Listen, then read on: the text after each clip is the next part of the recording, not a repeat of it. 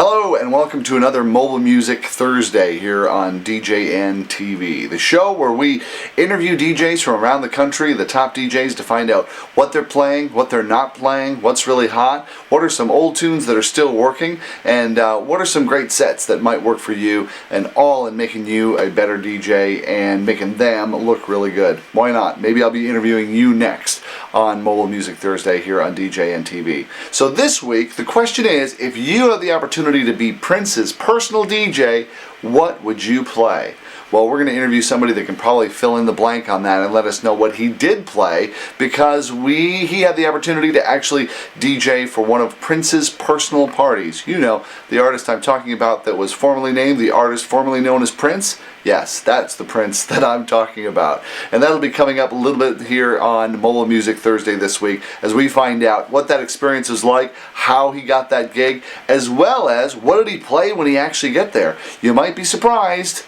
He played some Prince music, as well as some other stuff too. And that, I think, is the surprising part. So, a lot of fun stuff coming up with Michael Holtz here in a little bit on the show to find out what that experience is like doing a big celebrity party like that. First, let's check in on the charts this week and see where there's any movement or correlation from the last week. Of course, not a whole lot of movement in the top 10, although there are some songs to look at that have kind of just popped in out of nowhere. Lana Del Rey moved in to the top download section. She's not appearing in the top 40 area of radio airplay, but has gone to already number 3 in top downloads, beating out Let It Go from Frozen. Thank goodness. I'll be really happy when that song's out of the top 10 altogether. And Lana Del Rey kind of keeping up as, like, you know, her big hit Summertime Sadness, and kind of listening to this tune, it's kind of like, oh, a little bit more spring melancholy maybe. She's keeping a theme with this tune, but hey, it's working for her. So keep an eye on that if that's not already being something that's being requested pretty frequently. Another song that may or may not be real playable dance-wise, Ed Sheeran has shown up with his song Sing, and that's in the top downloads as well, coming in at number 5, a new one. Cutting across the formats in popularity and in the top 10 this week for downloads is Luke Bryan and Play It Again in the country area. And then, of course, popping his nose into the top 10 as a newcomer, other than the usual players that we've seen over the last couple of weeks, Justin Timberlake, and Not a Bad Thing. And the top 3 songs in country, Jared Neiman, Drink to That All Night, Goodnight Kiss by Randy Houser, and Blake Shelton, Doing What She Likes. Just some of the movement here in the top music to see what's trending, and you'll have to look and see what people are requesting at your dances, functions, and in private events that you're doing to keep people hopping and moving. It doesn't always necessarily have to be a really great dance song to have them want to run out there and wander around, sing along, or otherwise. So now I'm really excited to get on with our interview portion of the show. Tonight we're going to talk to Michael Holtz, and Michael Holtz has he's got a DJ company here in the Minneapolis-St. Paul area, the Twin Cities. He lives in Chaska, and he's been DJing here for years and years and years. And the amazing thing is he lives just a few miles away from Paisley Park, where Prince lives. He could almost be a groupie stalker. Almost. Maybe he is. I don't know. We'll find out. We'll ask him but he's very talented, and not a big surprise that he had the opportunity to go out and actually DJ for one of the events at Prince's Paisley Park for a big event that they held out there. So without further ado, let's talk to Michael. Michael Holtz, welcome to Mobile Music Thursday. So great to have you here.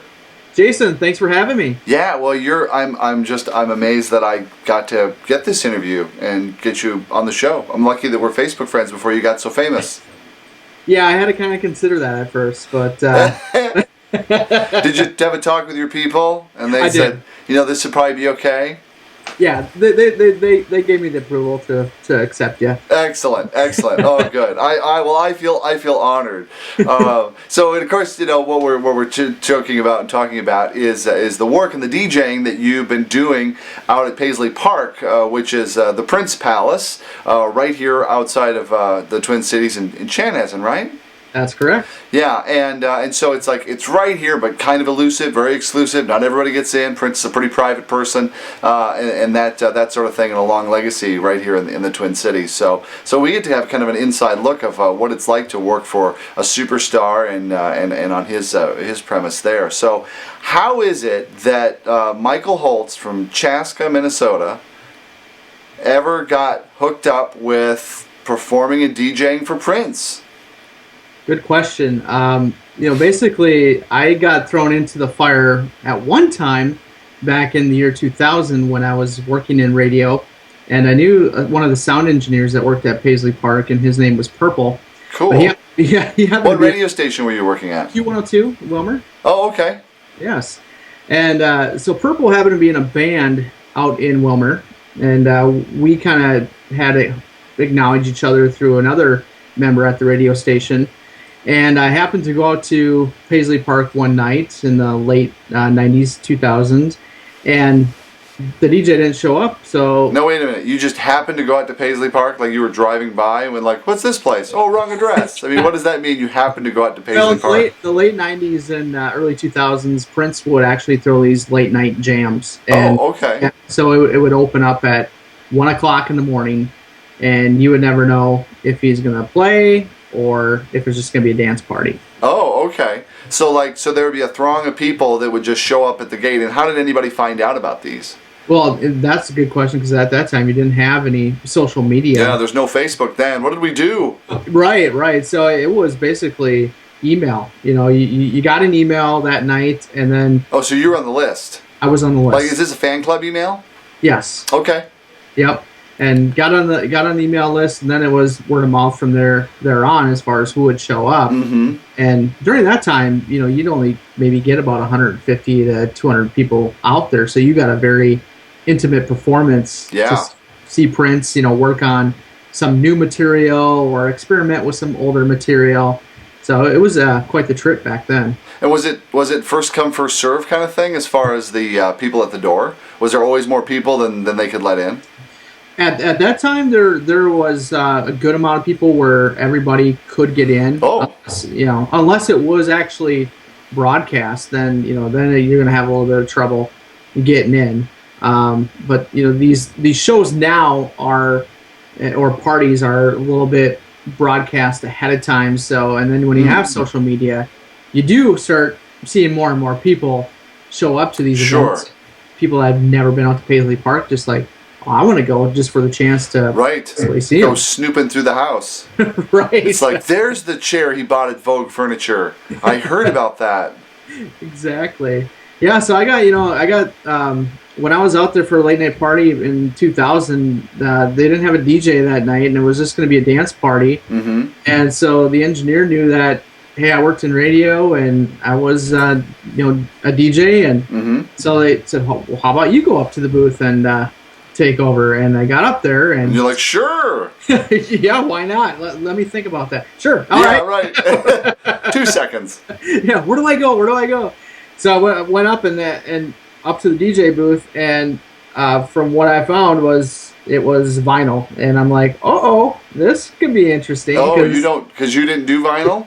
Didn't have too much experience with vinyl at that time. Were you all CD at that time when you do mobile work? I was all CD at that time. Yes. Okay. Yep. You just had probably broken away from the cassette player. And you didn't have all your CDs in the car. I did not have all my CDs in the car, no. So that was quite the interesting type of gig where you had a crate of vinyl records just kind of sitting up there, and it was like, all right, pick and choose. Most of them obviously were Prince albums, so that helped. Okay, right. It's like, which Prince song should I play? Right. And fortunately, you were a fan, so you weren't like, I don't know any of these. Which ones are good? Right. So that that was a little bit easier to make the night flow through. So Prince came up by the DJ booth. Oh, he showed up that night. He showed up. He came up the stairs and had a sucker in his mouth, and he was just kind of chilling and listening to the vibe of the music and his music. His music, exactly. And at that time, I'm like, what do I do? I mean, do I lean over and say, hey, at this time, he wasn't going by Prince. He was He was that weird symbol. It was the weird symbol. So I'm like, well, what do I do? Hey, Hey, weird symbol guy. Mr. Artist, or what do you do? Say, hey, person formerly known as Prince. Yeah, right.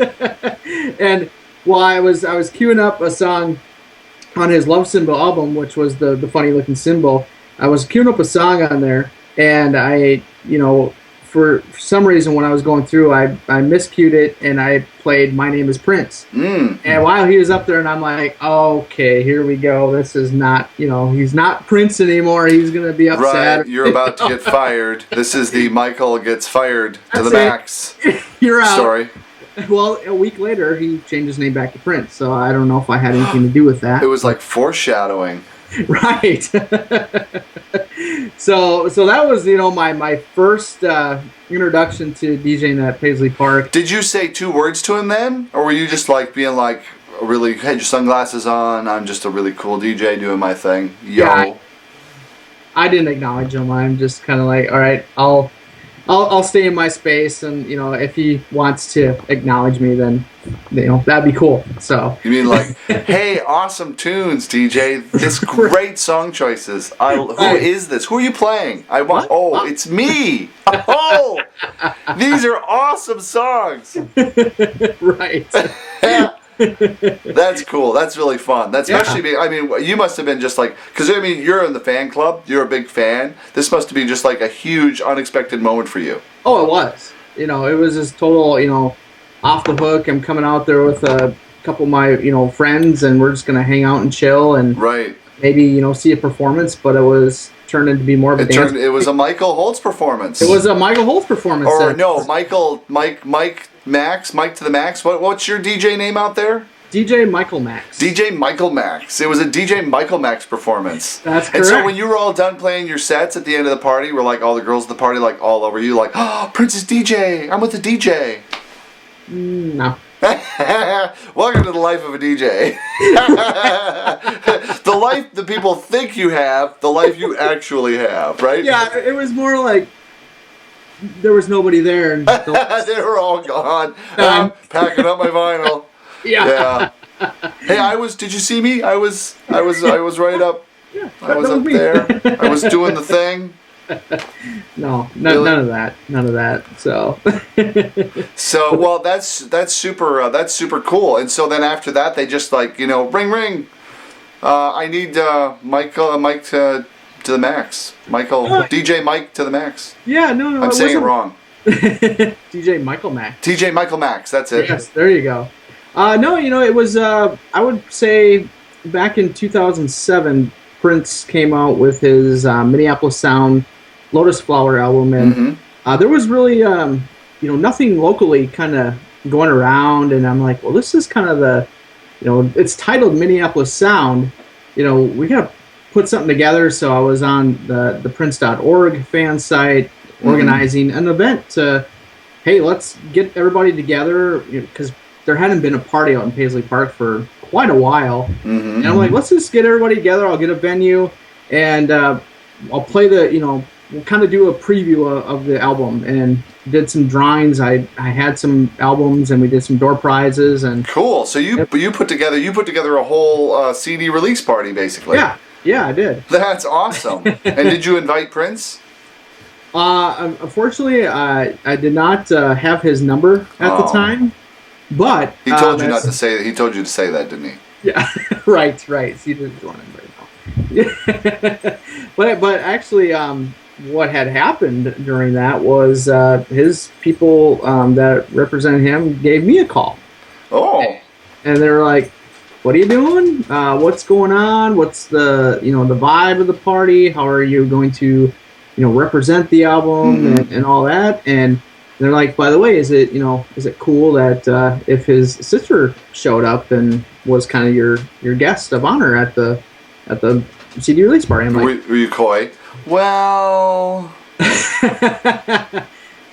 It's gonna be pretty full. Yeah. We'll see if we can fit you in. I think I can maybe get you on the list. Yeah. So that transpired, and they showed up, and after that event, I actually got to DJ an event for Sheila E., one of Prince's former. And how did that happen? Because Prince's people called you again? Yeah, the same person that is also affiliated with Prince called me. So you made a connection with this person at this event. Yes, correct. Great. So, see what happens when you just take the initiative and go like, oh, I'm going to do something. Not like, oh, I wish I was the guy that they asked to do this, but you're just like, I'm going to do this. I'm going to create this.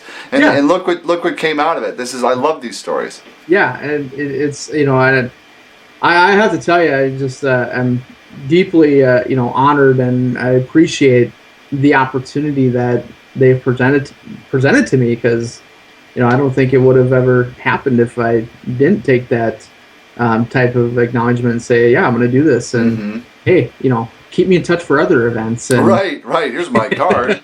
Right. Keep me in mind. I'll be around. I'll be here. I'm only 7 miles away from this other place. Right. I just live in the sleeping bag outside the gate at Paisley Park. You'll find me. I'm real easy to find. Yeah, you'll find me out there. So it was quite interesting. I got the call. It was the eve before April Fool's, and the call came in about midnight. Oh, weird. Right. Is that normal? Probably in that world, yeah. Okay. It's probably when Prince is getting ready to. Or they figure you're a DJ. They don't want to catch you when you're sleeping. Sure. Sure. Yeah. Exactly. No, he'll be up. Right. He's a DJ. Duh. Exactly. So I got the call, and they said, are you available to DJ out at Paisley Park this Saturday? And I'm like, yeah. Let me look at my calendar. Yes. Yeah, exactly. So from then on, after that phone call, I could not sleep. Immediately came down to the office in the studio and just started going through, okay, I got to put my playlist together. I got to figure out, what is the vibe, that I know happens out there with music, and what are other people going to like, but also, what's Prince going to want to kind of vibe to out there as well. Right, so, besides Prince tunes. Exactly. So. And playing I Am Prince for old time's sake. Yeah, right. This one's for you. Remember that time? You don't? That's okay. Yeah, this works now, right? Right. Well, so speaking of music, now, about how many times have you performed out there? The one last Saturday would make it twice, but the one Saturday would be the official time. So. Well, you did the once where it was impromptu. The second time was Sheila E., and then this is the third time? Well, the one with Sheila E., that was at the Fine Line. Oh, so that was at the Fine Line, right. So that wasn't actually at Paisley Park. Right, yep. So this was, I would have to say, my first official time. First official, like, you're booked as their DJ. Right. You got a name. They gave you a name. Right. It's like you've been adopted. Exactly. I'm showing up to the back gate, not the front gate. Did you have to bring no gear? I brought my gear with. You brought your gear? Yeah, I brought my laptop and my mixer with. And that's, okay, right. Just that though. But they all PA. You just had to go plug in. Oh yeah. Oh yeah. They have the gear. All right. So and so you have an idea what the vibe is blowing out there because you hang out. You've gone out to the late night parties. You've hung out there for the jam sessions. So you've kind of got an idea of what that vibe is. What is it? How would you describe it? Well, the vibe obviously is very Prince heavy. Yeah. So it is Prince heavy, but what the Prince fans are, and I call them fans because it's almost kind of like a family out there of how we get to know each other. It's not the the Let's Go Crazy or any music like that. No Purple Rain stuff. No Purple Rain stuff. I mean, it play a couple here or there, but it's more of the deeper cuts that people are looking to dance to. And really? Yeah, and listen. And so, how do you know? Kind of like, how do you know what what people are going to dig? Is that what you just kind of like?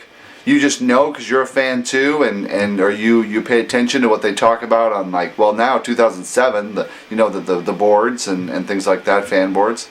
Yeah. Or is it more of an intuitive thing? How does that work? It's a little bit of both. I mean, you have in Prince's catalog, you have 30+ albums to choose music from. So then it's just kind of like, going through all the albums and kind of really picking, one or two that are from those albums, and kind of working on the mini sets is kind of what I put together when I was kind of planning my full playlist. Was okay, I need to take 3 Prince songs from a certain genre and mix them together, see how they sound and what the feel and the vibe is going to be with that. And then also thinking, okay, what's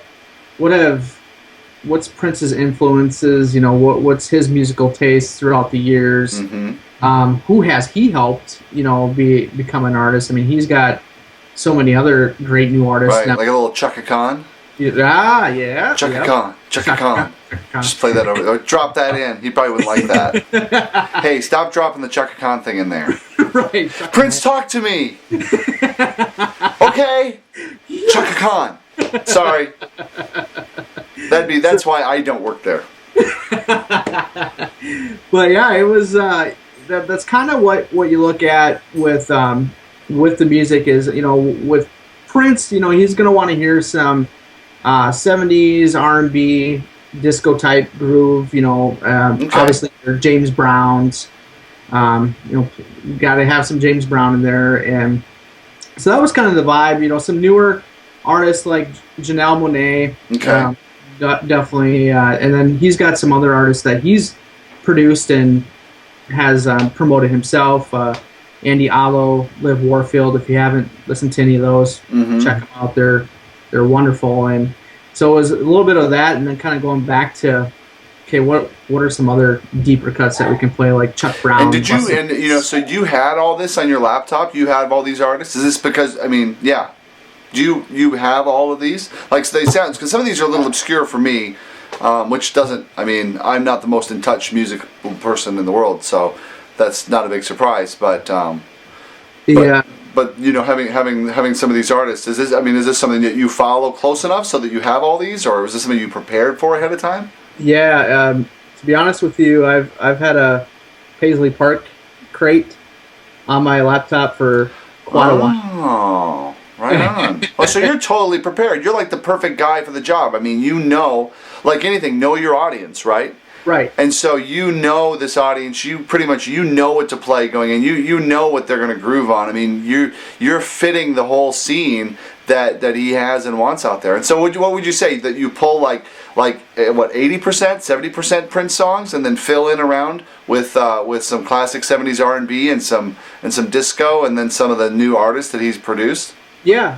When I pulled the playlist together, what I have in my bucket, it's probably 80-20, 80 Prince and 20% of all the other artists in there. Does that make it easier or harder as when you're DJing? It is a challenge because Prince he's all over musically, with his songs. So it's really kind of trying to find that right fit or that right sound, is the song a little bit more jazz infused? So kind of how do you follow up out of that, transition out of it, or is it more rock infused or psychedelic, whatever? It's it is a little bit more of a challenge to kind of put that together and kind of fit it in with other artists out there. Right. So within that point, then you gotta kind of really work on what's your transition going to be. Are you gonna maybe you're coming out of a Prince set, are you going to maybe scratch into a different type of set? Maybe you're going to go scratch into the 70s, so at least it's not so noticeable that, but if you get a good scratch into, or if you're coming out, into the bridge, you'll be good. So what about stuff like Daft Punk? That's kind of like the kind of 70s throwback kind of thing, especially thinking about Get Lucky and those songs and stuff like that. Does that fit the groove out there? Do you have enough liberty to kind of be able to to kind of pull some of those other current things that maybe aren't in the Prince protege catalog or Prince catalog of music, or just kind of like your R&B influence that you were talking about? What kind of newer stuff can you throw in there, or do you have more freedom? Because I'm just kind of listening to you thinking gosh, you sound like you're really pretty restricted, and I don't know if you're kind of self-restricting or if I'm just what we just haven't talked about, like the newer, more current music that you're adding to the mix. I wasn't really restricted as far as what I could do musically. I mean, I did have some newer stuff in there. Obviously, I did have Daft Punk in there. Get Lucky. Okay. Because the bass player that plays, and his name escapes me, but he's an old '70s bass player, and he's actually going to be playing with Prince at the Essence Festival in July. So when I heard that song, that's a good groove. That's that would be perfect for Paisley Park. Pharrell Williams, Happy is another great one. Yeah. You could almost slip in blurred lines there a little bit too, and that would fit the whole Prince scene too, as well as it'd be something that you'll be able to mix in and out of pretty easily. Yeah. With a lot of Prince tunes, as I think of the catalog that I know. Yeah. One of the interesting things when I was out there that night, because I did have a sort of a playlist that I was going to kind of work on and groove on. Mm-hmm. One of Prince's producers, and he's one of the newer guys out there. He came up after one of the bands ended, and he had a couple newer Prince songs that he wanted to premiere. So there was about 3 of them, and then after that he went back to more of the classic Prince. Mm-hmm. I Want to Be Your Lover, and basically then he said, all right, you're on next. This is the vibe. This is the feel we want. Oh, so he told you. What did he tell you? What was the vibe? Basically that vibe was that old school 70s funk feel. Okay. So I'm like, okay. So, right there then, I had a kind of a different playlist in mind, but I'm like, all right, now I got to go back, into my... What the client, do what the client wants, right? Exactly. So, and that was kind of, that set in between, that was, 40 minutes, and that was queuing up to when Prince is going to come on stage and perform. So... sure. I gotta pull some, obviously, I pulled some Chuck Brown, Bustin' Loose, Mm-hmm. Cool by Morris Day and the Time. Kind of stayed with that feel. Yeah, I played one Michael Jackson tune, Want to Be Starting Something. Mm-hmm. That kind of flows in with that. So that was, definitely, being in that moment and, working on cue. And right. And after the event, Prince's band came up to me, and Josh as well came in and said, "Hey, man, way to go, way to work with that vibe." Awesome. So you gotta love that. It's like, especially getting, because you're like, man, you always have that doubt creeping in. Like, I sure hope I'm hitting the target. People seem to be digging this, but but again, I'm at Paisley Park. They're happy to be here. You know what I mean? Oh yeah, and my wife, obviously, she could be a little bit biased, but. She was out on the stage area, and she came back. She goes, "Honey, man, they're vibing to this music." And she's like, "You're doing good. You're doing good." So like, and you're up in the booth going, "Hey, who are you dancing with? Who is that? Hey, wait! I can't leave here." Yeah, right. Take you to Paisley Park? Never. And my daughter, my 17-year-old daughter, was with, and she brought her friend. They're probably thinking like, even more trouble. You get away from him. Right. This is a dangerous place. Well, that sounds really fun. They must have been like is your daughter? I mean, Prince isn't as is Prince as popular with teenagers now? I mean, in the Twin Cities, it's like every wedding or every event that we play some Prince. People are like, yeah, Prince, because he's kind of a hometown hero, But right. Is your daughter at 17 like totally digging Prince and what he's got going on? Well, what she's digging right now is his new single, "Fall in Love Tonight" with Zooey Deschanel. That yes, right, from the show. Yes, so she's really digging that, and that was one of the songs that got her up and got her out on the dance floor. And there's a few, a few others that she really likes. And I have to tell you, I saw that whole episode with Prince and Zooey Deschanel while I was standing in line at Dollar Rent-A-Car in Las Vegas. The whole thing. The whole thing, yeah. And the funny thing is that there were 3 people in front of me. Oh, nice. They're very thorough at Dollar. I guess. Very thorough. Is that why they call it Dollar General? I don't know. Hey, but they let me pick whatever car I wanted, so I was happy. Well, that's good. Anyway, but I digress. But yeah, I was thinking, like, where was I when that episode was on? Oh, that's right. I was standing in line at Dollar Rent-A-Car. Well, that's really, really cool. That's really fun. So, okay, so she's into Prince. She's into this party. This is kind of like a whole big family thing. So, everybody's having an amazing time. And what about, like, kind of what now? I mean, is this a very ad hoc kind of spur of the moment sort of thing, or do you have is there any kind of regularity with, like, hey, we're coming out, we're gonna have a deal? Are you considered the house DJ, or is there really no talk about that? Is it just kind of left like, hey, thanks, goodbye, yes. There's the door? There really was no talk about a next time. Mm-hmm. As far as I know, they did just recently come out and tweet about this weekend Prince is gone. He's at Coachella, but the parties will commence again the 17th and 18th of this month. So now, whether I get called, I have no idea. But if I do, I will be there. Well, yeah. There's another DJ, and she's very great too. Her name's Lenka Paris, and she DJs out there as well. And it was kind of fun talking with her a little bit too about how she kind of creates her vibe for out there. And she's a little bit more of a kind of a rave trance type of DJ.